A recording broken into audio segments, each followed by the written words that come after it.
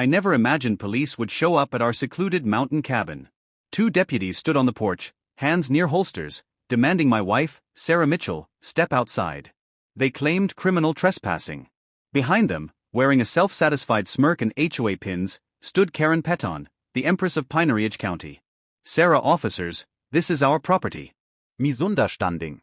Karen, false concern, these people are squatting. As president of the Pineridge Lakeside HOA, I have documents. They haven't filed paperwork or paid fees. She broke in earlier. The lead deputy turned to Sarah. Deputy 1, ma'am, we need proof of ownership. Mrs. Peton called 911. Sarah calmly pulled out a folded document. Sarah, here's a certified deed, officer.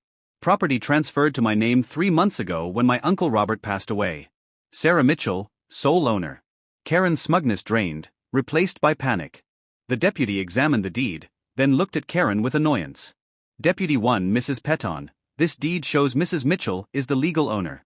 Explain why you reported her for trespassing on her own property? Karen's mouth opened and closed. Karen, the HOA records show. This was the beginning of Karen Peton's downfall. Scene 2, the harassment. 3 months earlier, Sarah and I sat in a Denver lawyer's office. Uncle Robert left her his cabin, a log home on 5 acres. Attorney property is free and clear. It sits on private land that predates any homeowners association. We drove up. We saw the placard, Pine Ridge Lakeside HOA. Sarah, Uncle Robert never mentioned an HOA. We were wrong. 1 week later, a white Lexus pulled up. Outsteppet Karen Peton. Karen, I'm Karen Peton, HOA president. I don't see transfer paperwork. Your lumber pile is an eyesore. Grass is over regulation. Bird feeders are strictly prohibited. $5,000 transfer fee, plus $3,000 annual dues are past due. Sarah, this is private land. Karen's laugh was grating. Karen, oh honey, they all say that. Every property within 5 miles of the lake falls under our jurisdiction. Her visits became a nightmare. She found new violations daily. This is harassment, Sarah fumed. I researched. Our property isn't part of any HOA. We're zoned as rural residential. Karen had zero authority. The next time she arrived with citations, we were ready. Me, James, Mrs. Peton, we've done our research. This property isn't part of your HOA. No jurisdiction. Her face flushed. Karen, tats wär jure wrong. Me, James, will request official HOA maps from the county.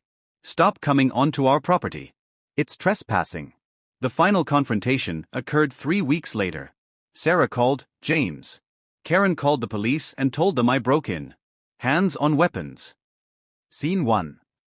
When I arrived, the deputy was fed up. Deputy 1, Mrs. Peton, this deed is in her name. What concerns me is a false 911 call claiming a break-in. Misuse of emergency services. The deputy quietly pulled me aside. Deputy 1, we have issues with Mrs. Peton. Talk to your neighbors. Scene 3, the endgame. We hired Patricia Hawkins, a sharp lawyer.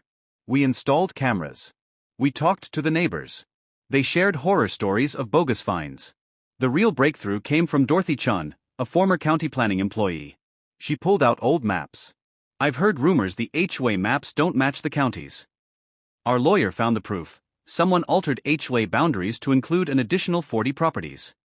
Alterations happened 2 years after Karen became president. She collected over $200,000 illegally. This was racketeering. We filed the complaint. The county investigation was swift. The county board of supervisors called an emergency meeting. Chairwoman Mrs. Peton, evidence shows fraud and abuse. The Pine Ridge Lakeside HOA is ordered to cease activities outside its original boundaries. All illegally collected fines and dues must be refunded. The final blow. Chairwoman, this matter has been referred to the district attorney for criminal prosecution. Forging official documents is a felony. Karen shrieked. Karen, you can't do this. I maintain property values. The room applauded as she was escorted out by deputies. 2 weeks later, the charges, 37 counts of fraud, 1 of racketeering. The news broke as we sat on our porch. Reporter, former HOA president Karen Peton found guilty on all counts, sentenced to 5 years in prison and ordered to pay $450,000 in restitution. Footage showed Karen being led away in handcuffs. I'm innocent, she screamed. Her reign of terror was over. It ended not with a bang, but with a deed and a determined couple who said, enough.